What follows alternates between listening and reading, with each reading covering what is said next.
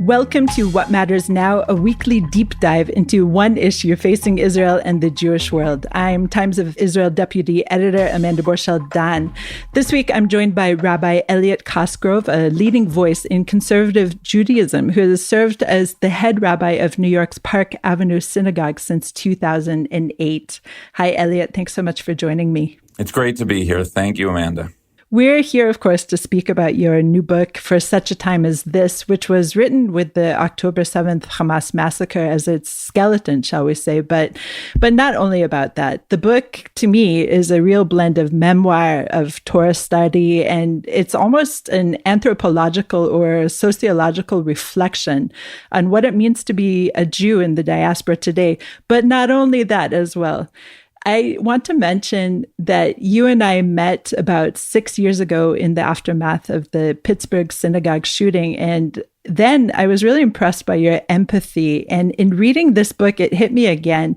And so I'll really try to hold back the tears as we're talking. But I was so moved in reading your book about how you're able to bring a lot of nuance from this moment and from the many, many different sides of those affected by this moment. How did you get into the heads of so many different people? Thank you, Amanda. And I remember that moment when we first connected in the wake of the Tree of Life shootings. And I was there as a rabbi. You were there as a journalist. We were all there as human beings who were shattered by the trauma of the Tree of Life shooting. And that's really a way to frame some, not all, of what this book is about, because that was a moment that we knew that anti-Semitism, animosity, violent acts against the Jewish community long preceded the horrors of October 7th. So you had Pittsburgh, you had Poway, you had countless incidents prior to this moment. And for some, I think October 7th, and the book is not so much a deep dive into Israeli politics, but rather it's how has October 7th and subsequent to it impacted the American Jewish community. And some have said, well, this hatred's been here all along. Look at Pittsburgh. Look at Poway. There's nothing new, a shrug of the shoulders. But for others, maybe a younger generation, there's been a sense of whiplash. Where did all this come from? How did we not see this coming? And I think what I try to explore in a variety of chapters, and we can get into this, is this divide of some saying, well, it was there all along, and now it's just a reversion to the norm of Jewish history, of Jews being marginalized, and some Jews waking up to a reality that they did not know and now are acclimating themselves to. Right. You really bring out this push-pull of American Jewry. And one statement you have, for example, is Jews have gone from being the other to just another in the broad spectrum of American Jewry, and the ability to be a Jew, no matter what flavor, color, race, creed you decide to express yourself as. And then, as you said, there was, of course, Pittsburgh, there was Poway, and there are many, many different examples of that since October 7th, not to the extreme violence as those we just cited. And I wonder how you, as a pulpit rabbi as well, are seeing this push-pull in the expression of Judaism, especially since October 7th. Yeah. So the name of the book is For Such a Time as This, and that comes from the book of Esther, which is the biblical spine, if you will, of the book. The story of Esther, who hides her identity, enters into the king's palace, and the book named after her, the book of Esther. And at the critical moment, as Haman's decree comes down on the Jewish people, Mordecai, by way of an emissary in the 4th chapter, says, who knows if it was not for such a time as this that you arrived at your royal position. And Esther, of course, rises up as a queen, as a woman, as a Jew, and the Jewish people are saved. Now, I use that image because I think it is altogether appropriate for American Jewry, that we arrived at a moment where maybe we took our Jewish identity for granted. Maybe we thought we were just going to blend in. Maybe those questions of privilege, of a strong Israel, the historic anxieties that the Jewish people have held as a marginalized minority. Maybe American Jews said, we're the exception to Jewish history.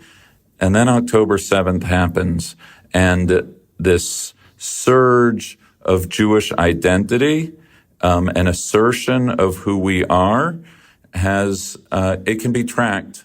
It's been tracked by sociological studies, but as a congregational rabbi, it happens in so many varieties. In my office, people who are asking themselves, what does being Jewish mean to me today? The pews are filled. The solidarity trips to Israel are oversubscribed. People who had been putting off questions of conversion of their spouses, themselves, their children. There is no silver lining of this moment. Neither the pain nor any surge of Jewish identity is something I would choose, and I need to be very clear on that. However, I can tell you that I am seeing engagement with Jewish identity in a way that I've never seen before. And I think part of that is because Jews do not want their identity to be defined by way of the hatred of others. They want a positive expression of what it means to be a Jew today. You have many humorous moments throughout the book, which I appreciate, of course, as a reader. And, we're all Jews here, right? We should have some humor in everything. And one of the moments is when you have an old timer of your community who turned to you during a crowded synagogue service and said, "Where did all these Jews come from all of a sudden?" Really funny. But at the same time, you also note that when you were meeting with, I believe it was a 6th grade group, some of the children in this group were telling you how they are hesitant to self-identify as Jews with their non-Jewish peers. Yeah, those have been some of the most painful moments of this past year, whether it's with teenagers, whether it is with parents of young families. They come out of the mishpacha sheli, the my family and me, pre-Shabbat class, and the kids are singing, bim bam in the back of a taxi, and the parent has to shush them because they don't know, if it's safe for a positive assertion of Jewish identity. The idea that we should live in a time where an individual, all the more so a parent raising a Jewish child, needs to be circumspect or cautious. This is New York City, and we, the babble of contemporary Jewish life, and it is really sobering. And those are questions that I have to say, as a rabbi. And Pastoral Care 101 is I need to empower the parents, right? I can't tell another parent what to do. I can tell them to create positive points of Jewish identification in their home, connecting to the synagogue, connecting to Jewish life and living. So I see that in very real ways. I also see the opposite. I'm sure you've heard, I know you're in Israel, but the number of Magen Davids people are wearing proudly, the hostage pins. We've gone from the little shmata blue ribbon to the nice blue pin. Now it's a yellow pin, to the dog tag of my heart is in, with the hostages, right? All of these outward signals of Jewish identity are happening. And of course, as a rabbi, I'm less interested in the pin as I am what the substantive and sustained engagement with Jewish life is going to be into the future. So you mentioned the future, and one of the episodes in your book, again, it's partly memoir. And of course, for those who haven't read it yet, there's a really horrific part in which you discuss anti-Semitism among your cousins. I really recommend everyone to check out that section. But towards the end of the book, you bring up the example of a woman we'll call Maya. You call her Maya, who is your daughter's a very good friend. And that to me is so emblematic of all the heartache that I'm seeing from here in Israel, when I see all of the campus protests. And then I learned that several of the people on the campus protest against Israel and against what I view as a justified war, that several of these people are in fact Jews, young Jews who are not Zionists, who are proud Jews, but not Zionists. And you had a really frank conversation with Maya about this. First of all, can you tell us what was her position? Her position was one of a young person, college age. This conversation actually did happen. I changed the name. Just every one of my children's names is constituted by 2 consonants and 2 vowels. Neely, Maya, Nava, everything. And so I'm the father of 4 college-age kids. And I sort of transcribed the conversation that I had of someone who has a proud Jewish identity, who is inclined not to, believe in the proposition of nation states, period, out, that they have more downside than upside, and that a Jewish identity that is somehow contingent on this or that policy of the present Israeli government is not a Jewish identity that they choose to have. So whether or not that is the prayer for the state of Israel said in my congregation service, as it is every service, whether it's the flag of Israel and the bima, for me, I'm of a certain age, generation, and sensibility that there's no separation between my engagement, support, advocacy for Israel. That's not a political statement. It could be left. It could be right. It's just for me to live in a time of the state of Israel and not be engaged with Israel is an abdication of Jewish identity today. And for her, whose coming of age has only been with Netanyahu in government, whose coming of age has only been the point of reference of Israel as an occupying force, she has only seen an Israel where the David and Goliath calculus is flipped against Israel. And so, the French philosopher Valéry said, we're all destined to live in the time into which we are born, meaning you can't blame someone for when they are born. They didn't grow up with 67, 73 or the shadow of the Shoah. So now let's talk.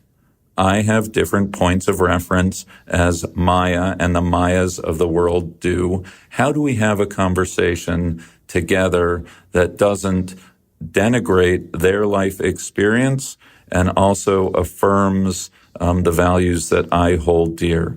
And as a parent of 4 kids, I find that the worst thing you can do is tell someone that their views have no place at the table. I think the OJC, I'll call it, the organized Jewish community, needs to find a language and a vocabulary that it can affirm a strong commitment to the long-term health of Israel, and recognize that Jewish identity is not synonymous with support for the Israeli government. And if 500,000 Israelis can be on the streets every Saturday night protesting this or that policy, then American Jews can express their love of Israel, their hope for a better Israel, no differently. And so I think having that conversation is critically important. And if we don't, we're going to lose the next generation.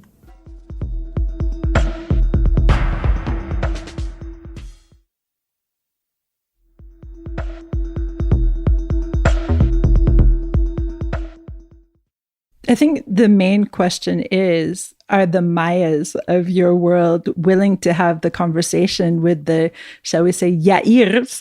My firstborn is called Yair, and he is now in the army. The Yairs of our world, of the Israeli world, are they willing to have that peer-to-peer conversation? Forget about the institutional conversations of the, what did you call it, OJCs? Yeah, the OJC, yes. The Organized Jewish Community. How about the person-to-person conversation? Well, as you noted in your book, at age 18, there is a fork in the road between our two sets of children. Your children presumably went to university, and my children, 3 of them right now, are in the army. So will the Mayas speak with my children? Are they still open to having that conversation, just to remember that we're all Jews here at least? Yes. Look, I have... I don't want to say the luxury, but the ability to answer your question, Amanda, very personally, because my children, who are all in American northeastern campuses with progressive sensibilities, have cousins who are serving in the Israeli army in real time. And so that balancing act is the live life, and it's not just about my kids. It's the ability to hold both at the same time. And I think not only can it happen, but it must happen. And when it's humanized, when we say, the Mayas and the Yairs have plenty to talk about, and they need to be given the opportunity to do so. It's when it's a faceless TikTok video that suffers from reducing a conflict into a slogan, that is when we lose the ability for reasoned dialogue and debate. But if we can create some mechanism, that's a fabulous idea, whereby we have person-to-person dialogue between young Israelis who are defending the country and young American Jews who are trying to make sense of this moment as Jews, as would-be Zionists, as progressives. I say we take that idea right to the Sochnut, right to the Jewish Agency, and find a funder and make it happen. Well, I already have 3 soldiers who will talk to your Mayas on your side, so that we can do that. Deal. Let's also turn to other conversations between the others. And one of the things that I think every thinking, feeling Jew around the world has to deal with right now is, of course, the horrific disaster and destruction coming out of Gaza from this, again, in my mind, very justified war. And so you ask in your preface, I believe it was, how can we defend Israel's right to self-defense, yet also mourn the loss of every Palestinian displaced, injured, or killed? So how do you, Elliot, as a rabbi, hold empathy for the other side? So I think vigilance for Jewish interests and Jewish self-defense and empathy for others, it's a false binary that we have to choose one or the other. I think they are both encoded in the Jewish DNA. You open up perhaps the most well-known book of the Jewish tradition, the Passover Haggadah, and you read one line of it, and it says, in every generation, a foe rises up against us, and we have to be vigilant. And then in the other breath, we say that you should always know the heart of the stranger, for you were once a stranger in a strange land. The high holidays are coming up. We know that Sarah in the Torah reading takes care of home and hearth, and she's very vigilant over her own family. And we also read that first day Torah reading with great empathy for Hagar and Ishmael. And so I can give you countless examples of this, but I think the idea that we have to choose between one or the other is a false choice. And part of what I try to do to model to my community is that we need to find the language, right? That's actually what a rabbi does. A rabbi is giving individuals and communities going through loss, going through joy, the vocabulary by which to navigate their reality. And I think right now there are too many voices on the toxic extremes that are positioning this as an either or. And I think we have to, what I call the sane center, in American terms, those of us who live between the 40-yard lines need to speak loudly and forcefully that the either or is a false choice. I have no idea what you mean by the 20-yard line, and that just shows my sports ignorance. There's 100 yards in a football field. There are some people who are at this extreme. There are some people at that extreme. But then Americans talk about the between the 40-yard lines. Okay, fair enough. And that is something, the center, of course. And that's, of course, something that we don't hear enough from, because, as you said, the extremes are those who raise their voices usually, and those in the middle probably don't. But as you were writing your book about looking towards the future, and you were talking about, of course, the different sides of the coin right now, a two-state solution, no state solution for the Palestinians. Essentially, these are the two sides right now. You mentioned about waiting, essentially, having some kind of hope on the horizon, yet waiting. But I want to ask you, doesn't that leave the Palestinians in the same place where they are now, with this question mark over their heads, with no actual hope on the horizon? Well, I think that to actively discuss, plant seeds, and nurture future visions of shared society and coexistence, it doesn't make it a instantaneous reality, but it does provide hope and a path forward.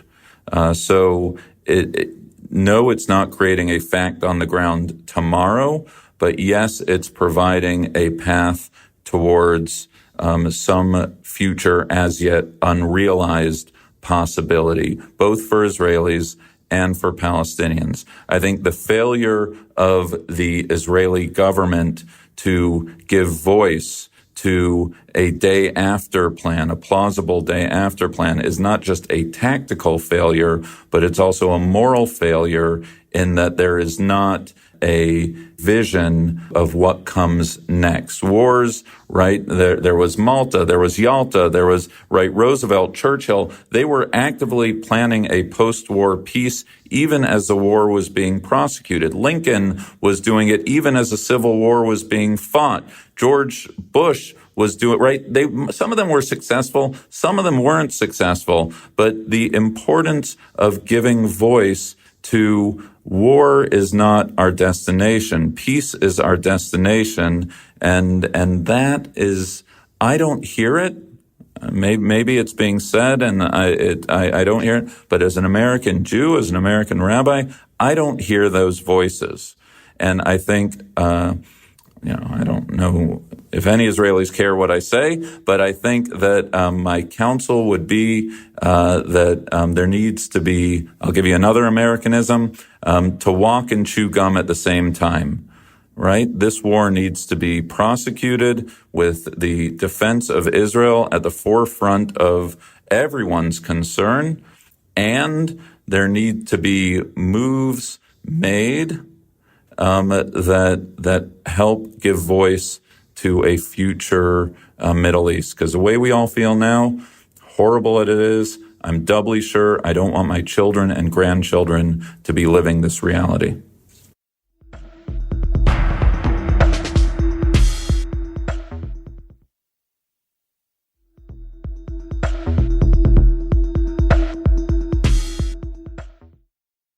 I think, me personally, I think that part of the problem in moving the Israeli people to the next step is that we are stuck.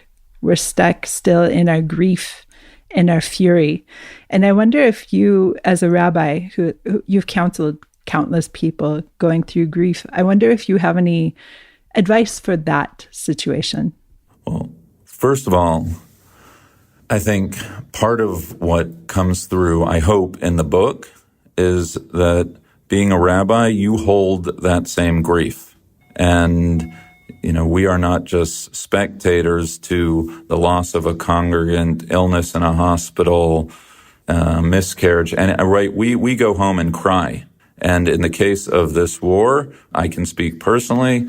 Not my distant family, not my meta family. My family is fighting this war, and in the line of fire. And so at the very same time that I'm trying to lead my congregation, in this time, my personal family WhatsApps are lighting up all the time as to who's being deployed where and how. So this juggling act is being felt on the most personal, the most visceral level in my life. So I think naming that, understanding that I think right now in September there is a real sense of hopelessness, of grief, of loss. I think the recent murder of the 6 hostages, just as it prompted a massive outpouring of grief and rage in Israel. I think we're experiencing our own version of that here in North America right now. I think there was a hope that we would, and it's silly because there's no reason to think that the turn of the calendar somehow signals a change in the state of war. But I think everyone is doing this collective gulp that here we are. It's the new Jewish year. It's been a year of war, back to school. And not only have we not somehow improved the situation, but with Hezbollah to the north, the hostages still captive, the campus life returning to a place of toxicity, like people are emotionally threadbare. And I am trying, even as I myself am trying to muster hope, trying to give my community hope that tomorrow can be better than today, not just by wishing it, but by actually planting seeds towards actualizing that unrealized reality. One of the most amazing things of Judaism for me is the turn of the Jewish calendar, meaning it does continue. Life continues and spins and spins. And every single time you land on Rosh Hashanah or the beginning of the Torah, again, you learn something new about yourself, about the words themselves. And in reading your book, I was thinking about your reflection on Genesis, which, if I'm not mistaken, you were preaching that Saturday on October 7th. And you brought out, I believe, 3 different points. So to close out our conversation here, let's talk a little bit about Genesis and rebirth in a way. Yeah. Thank you. So I want to give credit where credit's due. Daniel Hartman, Rabbi Hartman, had a comparison between Genesis Jews and Exodus Jews, which I took in a slightly different direction, in the sense that Genesis Jews, from God's first call to Abraham, Lech Lecha, in chapter 12 of Genesis, is a Judaism of blessing, a Judaism of peoplehood and progeny and positive Jewish identification. Exodus Jews, as I frame it, are Jews who are thrust into the Pharaoh narrative. There's another people who are other, who are different, who are a threat, and therefore must be persecuted. And that these are 2 different ways to frame Jewish identity. It's not a perfect heuristic, but it sort of frames how you can look at Judaism. Is it a pull of the positive, or is it a push of someone else defining who you are? On October 7th, we all became Exodus Jews. We might have been engaged, we might not have been engaged with our Judaism, but all of a sudden, every American Jew, certainly every Israeli Jew, became the other.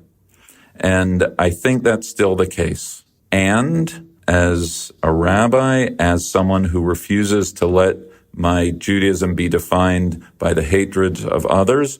We need to retrench the Genesis Judaism that we have. It was good to be a Jew on October 6th. It's still fabulous to be a Jew today. I promise you, my final American football quote, but I have many, right? The Green Bay Packers coach, Vince Lombardi, said that the best defense is a good offense. If you want to, we have to fight the good fight. But you know what else we have to do? We have to light Shabbat candles. We have to invite people for our Shabbat table. We have to engage with community. We have to find volunteer projects. We have to learn and be literate and loving and engaged Jews. We have to do all the others stuff too. There's a war going on. But if all Judaism is whether we are aligned or not aligned with this or that Israeli government, then we will have lost. And that's what I do day in and day out as a rabbi. Elliot, thank you so much for joining me today. And thank you for giving us the gift of your book. Thank you very much. It's an honor to be here.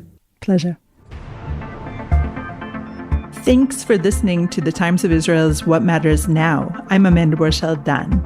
If you have any comments or questions about this or any other episode, please drop us an email to podcast@timesofisrael.com. This episode was produced by the Podwaves. Until next week, Shalom.